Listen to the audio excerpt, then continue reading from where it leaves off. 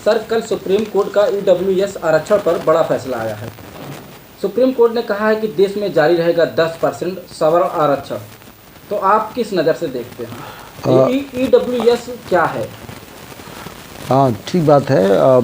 Supreme court का कल ये जजमेंट आया है। सबसे पहले मैं बताना चाहता हूँ कि ईडब्ल्यूएस कोटा क्या है। 2019 में मोदी सरकार चुनाव के पहले शायद चुनाव की वजह से ही 10% रिजर्वेशन बिल पास किया गया गरीब सवर्णों के लिए। यह भारत सरकार ने संविधान का 130वां संविधान संशोधन के द्वारा आया है। इसके द्वारा भारत सरकार ने जितनी भी सरकारी नौकरी हैं सभी सरकारी नौकरी में 10% का रिजर्वेशन लागू किया है गरीब सवर्णों के लिए। और जब से ये लागू हुआ है तब से पूरे भारत में इसका कानूनी अमली जामा पहनाया गया है और इससे सवर्णों को काफ़ी लाभ मिला है और लगातार ये बातें बढ़ती जाए।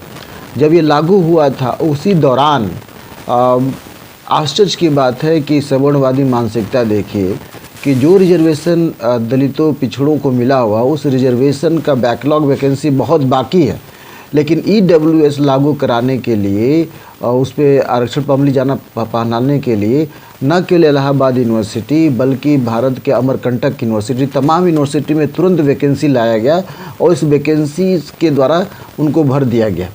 और ये जो जजमेंट अभी सुप्रीम कोर्ट का आया है, ये जजमेंट निश्चित तौर पे संविधान के खिलाफ है, संविधान के आत्मा के खिलाफ है और ये जजमेंट गलत है। मैं बल्कि थोड़ा सा और रेडिकल, सुप्रीम कोर्ट ने कल संवैधानिक माना है ईडब्ल्यूएस। ये गलत है। ये जो सुप्रीम कोर्ट ने ये मान लिया कि संवैधानिक, जो इनके 3 जज कह रहे हैं कि ये संवैधानिक दायरे के अंतर्गत आता है, ये गलत है। और ये दिखाता है कि वो कितनी सवर्ण मानसिकता से भरे पड़े। देखिए, आरक्षण की लड़ाई बहुत आसानी से नहीं मिली और आरक्षण की आत्मा ये कहती है कि यह जिन लोगों के साथ जातिगत भेद आधार पर भेदभाव किया जाता है, जाति के आधार पे नफ़रत किया जाता है, उनके एलिवेशन का ये प्रोग्राम है। उनको ऊपर उठाने का, भागीदारी का, सत्ता में भागीदारी का ये आरक्षण की व्यवस्था है, न कि गरीबी उन्मूलन व्यवस्था है। जबकि ये उल्टा हो रहा है। संविधान की आत्मा कहती है कि आप गरीबों के लिए अलग से प्रोग्राम बनाइए, लेकिन आरक्षण का मतलब ही होता है कि आप दलितों को, पिछड़ों को आरक्षण दे करके समाज के मुख्य भागीदारी में लाया जाए। ये मंशा था संविधान का। आपको एक और बात बताना चाहता हूँ कि संविधान सभा में बाबा साहब डॉक्टर बी आर अम्बेडकर ने न केवल कैबिनेट के लिए यह बहस की थी कि कैबिनेट में रिजर्वेशन लागू होना चाहिए ताकि वहाँ पे दलितों का रिप्रेजेंटेशन बढ़े। जवाहरलाल नेहरू से फर्स्ट कैबिनेट से लेकर के अब तक मोदी के कैबिनेट देख लीजिए तो कितना रिप्रेजेंटेशन है, ये हमें साफ साफ नज़र आता है। और इस पे न केवल कैबिनेट का बल्कि डॉक्टर बी आर अम्बेडकर ने, तमाम संविधान सभा के मानने वालों ने संविधान सभा में जुडिशरी का भी मैटर उठाया था। उस वक्त यह बिल पास नहीं हुआ और इस वक्त बाबा साहब की बातों को अपोज किया गया। बहुत से लोग, यहाँ तक कि यह जो 10% रिजर्वेशन है, दरअसल ये आरएसएस का या अपर कास्ट के लोगों का पहले ही से प्लान था। संविधान सभा में भी इस तरह की बात चली थी। उस घड़ी भी ये बात कहा गया था कि बहुत से दलित समाज के लोग हैं जो झूठे भेदभाव का विरोध करते हैं, उनके साथ ऐसा कुछ होता नहीं। ये संविधान सभा में ऑलरेडी उठाया गया, तब से ये मुद्दा चला आ रहा था। और चूंकि सेंटर में मोदी सरकार आई, उसने 10% रिजर्वेशन दे दिया। मेरा ये कहना है कि आज जिस प्रकार से स्टालिन ने विरोध किया है, सर हाँ, अपने लोग जो हैं, जो हमारे बहुजन समाज के लोग हैं, वो ईडब्ल्यूएस के बारे में नहीं जानते। ईडब्ल्यूएस क्या है? मैं बताया तो ईडब्ल्यूएस जो एक आरक्षण व्यवस्था है जो गरीब सवर्णों के लिए, गरीब सवर्णों की नौकरी के लिए दिया जाता है। ईडब्ल्यूएस कोटा का विरोध मुख्यमंत्री स्टालिन और उदित राज ने भी किया है, क्या कहेंगे सर?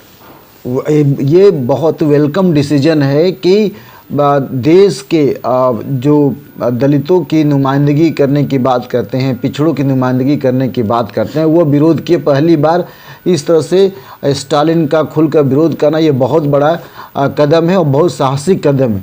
मुझे दुख इस बात का है, जब पार्लियामेंट में यह बिल लाया गया था तब एक सिरे से सभी पार्टियों के लोगों ने, including Bahujan Samaj party, Samajwadi party, सारे पार्टियों ने इस EWS का सपोर्ट किया था, जबकि उस घड़ी ही इसको विरोध करना चाहिए था। अब चूंकि इन लोगों ने एक पुअर सेक्शन में अपने वोट की राजनीति को प्रभावित ना हो, इसलिए सभी लोगों ने सपोर्ट कर दिया, जबकि ये आत्मा के खिलाफ तभी था। और मोदी चाहती थी कि वोट का अधिकार दिखा करके, वोट का डर दिखा करके इनका समर्थन लिया जाए, और सरकार इसमें सफल रही। रिजर्वेशन बिल आया, इसके बावजूद देश के जो दलित बुद्धिजीवी हैं उन्होंने सुप्रीम कोर्ट में इसके खिलाफ केस किया और वो चला। लगातार 10 दिन बहस चली और आपने देखा कि 3 जज इसके पक्ष में हैं, 2 जज इसके अगेंस्ट में हैं, और भारत के चीफ जस्टिस जो ललित जी हैं इसके अगेंस्ट में हैं, और साथ ही भट्ट जी इसके अगेंस्ट में हैं। ये बड़ी अच्छी बात रही, कम से कम 2 सुप्रीम कोर्ट के जजों ने इसका विरोध किया। ये एक वेलकम डिसीजन है। लेकिन अगर हम लार्जर कॉन्टेक्स्ट देखें तो ऐसा लगता है कि गेंदा केवल अपर कास्ट के ही पक्ष में है, वही हमारा सब कुछ तय करेंगे कि हमें रिजर्वेशन मिलना चाहिए कि नहीं मिलना चाहिए। दलितों से नहीं पूछा जाएगा, पिछड़ों से नहीं पूछा जाएगा कि रिजर्वेशन होना चाहिए सवर्णों के लिए कि नहीं होना चाहिए। हाँ, और रिजर्वेशन का सवाल ही नहीं होता है, सवाल तो होना ही नहीं चाहिए रिजर्वेशन का, इस वजह से कि ये केवल गरीबी उन्मूलन प्रोग्राम नहीं है। गरीबी का मतलब होता है कि आप कोई और डिसीजन लेकर आइए, स्कॉलरशिप लेकर आइए, आप तमाम तरह के आवास की योजना दिलाइए, लेकिन आरक्षण क्यों दे रहे हैं आप? सुप्रीम कोर्ट के जजमेंट का सवर्ण तारीफ कर रहे हैं सर, समर्थन में है, तो वो तो तारीफ करेंगे ही ना। बहुत कठिनाई के द्वारा हमारे बाबा साहब अम्बेडकर ने संविधान बनाने वाले लोगों ने, उसमें जगजीवन राम भी शामिल थे और भी लोग शामिल थे, सभी लोगों ने ये एक संघर्ष के माध्यम से आरक्षण को दिलवाया था और बहुत हद तक सफलता भी मिली। लेकिन अब चूंकि सेंटर में एक ऐसी सरकार बैठी है जो आरक्षण को खा जाना चाहती है, एक तो EWS कोटा के द्वारा आरक्षण को खा जाना चाहती है, और दूसरा प्राइवेट सेक्टर का निजीकरण करके, मतलब सरकारी क्षेत्र का निजीकरण करके, विनिवेश करके आरक्षण को खा जाना चाहती है। तो दोनों जगहों पे ये हमें धीरे धीरे जहर, एक तरह से जहर है ये, और जहर दे करके सोचते हैं कि इस जहर को कितना इनके दिमाग में फैला जाता कि ये मर जा। सर शॉर्ट में बताइएगा, 10% आरक्षण सवर्ण का क्या बाबा साहब के अगेन है या समर्थन में है, क्या है? नहीं, बाबा साहब तो बिल्कुल इसका, मैं तो कह रहा हूँ कि संविधान सभा में इन्होंने विरोध किया था इसी बात को लेकर के। सरदार पटेल और जवाहरलाल नेहरू और आपके महात्मा गांधी सभी लोग थे इसमें। सरदार पटेल को भेजा भी गया था कि डॉक्टर BR अम्बेडकर के पास कि आप रिजर्वेशन का मुद्दा ही समाप्त कर दीजिए। डॉक्टर BR अम्बेडकर ने कहा था कि मेरे रहते, जिंदा रहते संविधान में इस बात की बात आएगी, रिजर्वेशन मिलेगा, मेरे जिंदा रहते। जरा सोचिए कितनी बड़ी बात बाबा साहब अम्बेडकर ने उस दौरान कही थी कि यदि मैं संविधान सभा में हूँ तो आरक्षण मिलेगा। अगर आप चाहते हैं कि संविधान अपने मन से बनाए तो ये मेरा रेजिग्नेशन लेटर है। बाबा साहब ने ये कहा था कि ये मेरा इस्तीफा है। जरा सोचिए, ये बात उस समय की थी जब डॉक्टर BR अम्बेडकर ने रिजर्वेशन की बात की थी, और आज हमारे समाज के जो नुमाइंदगी करने वाले राजनीतिक पार्टी भी है वह भी इसको डिफेंस नहीं कर पाई। हमें शर्म आनी चाहिए, हमें सर पानी में डूब कर मर जाना चाहिए कि जो राष्ट्रीय पार्टी हैं और या ऐसी पार्टियां जो अपने को सोशलिस्ट करते हैं, जो अपने आप को दलितों की नुमाइंदगी करते हैं, उनको शर्म आनी चाहिए कि कम से कम जब लोकसभा राज्यसभा में बिल पास हो रहा था तब आपको उसको अपोज करना चाहिए। आपने इसको अपोज नहीं किया केवल इस वजह से क्योंकि वोट आपका खिसक जाएगा। दलितों की नुमाइंदा जो है बसपा करती है, क्या बसपा को कह रहे हैं सर आप?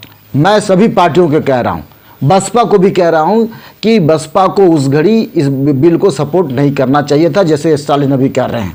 उस वक्त सभी पार्टियों, मैं केवल बसपा की बात नहीं कर रहा हूँ, मैं अखिलेश यादव जी की भी बात कर रहा हूँ, राजद की भी बात कर रहा हूँ, तमाम सभी पार्टियों की बात कर रहा हूँ जो सोशलिस्ट दायरे में आते हैं, जो बहुजन समाज के दायरे में आते हैं, उन सभी पार्टियों की बात कर रहा हूँ। और आज भी कह रहा हूँ कि ये विरोध होना चाहिए। न केवल इतना बल्कि सुप्रीम कोर्ट के इस जजमेंट के खिलाफ दोबारा भी अपील दायर करने चाहिए, एक नेशनल कन्वेंशन होना चाहिए, सब जगह बात होनी चाहिए कि ये जो जजमेंट आया क्या संविधान के आत्मा के खिलाफ नहीं है। जब दो जज, चीफ जस्टिस, सबसे बड़ा चीफ जस्टिस होते हैं ना, चीफ जस्टिस जब ये कह रहे हैं कि कॉन्स्टिट्यूशन के खिलाफ है, ये बात क्यों नहीं मान रहे।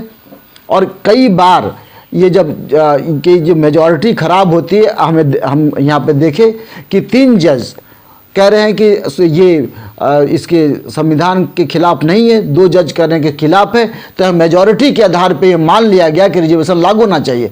जबकि आपको देखना चाहिए कि समाज के लार्जर कॉन्टेक्स्ट में लोग क्या कह रहे हैं। अगर कह भी रहे हैं, अगर समाज के लोग कह भी रहे हैं कि रिजर्वेशन मिलना चाहिए, तो वो गलत कह रहे हैं, क्योंकि उनको ये पता नहीं है कि किस आधार पे रिजर्वेशन देने की बात की जा रही है। जबकि हमें रिजर्वेशन जो मिलता है वो इस आधार पे मिलता है कि जातिवाद इस देश में बहुत ज़्यादा है। मैं कह रहा हूँ आप जातिवाद समाप्त करो, रिजर्वेशन हम नहीं लेंगे। ये बहुत बड़ी बात कह रहे हैं सर आप। हाँ, आप खत्म करिए, आरक्षण खत्म। हाँ, हम चाहते हैं कि जातिवाद समाप्त कर दीजिए, लैंड का डिस्ट्रीब्यूशन कर दीजिए और शिक्षा का राष्ट्रीयकरण कर दीजिए। हमको आरक्षण नहीं चाहिए।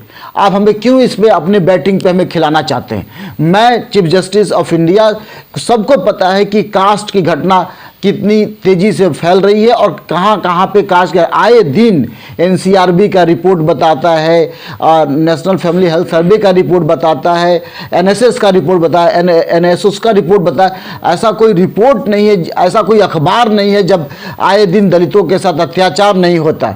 तो मैं कह रहा हूँ कि आप डिस्क्रिमिनेशन को समाप्त कर दीजिए। आप हमेशा जो राष्ट्रीयकरण की बात कर दीजिए, हमको रिजर्वेशन नहीं चाहिए।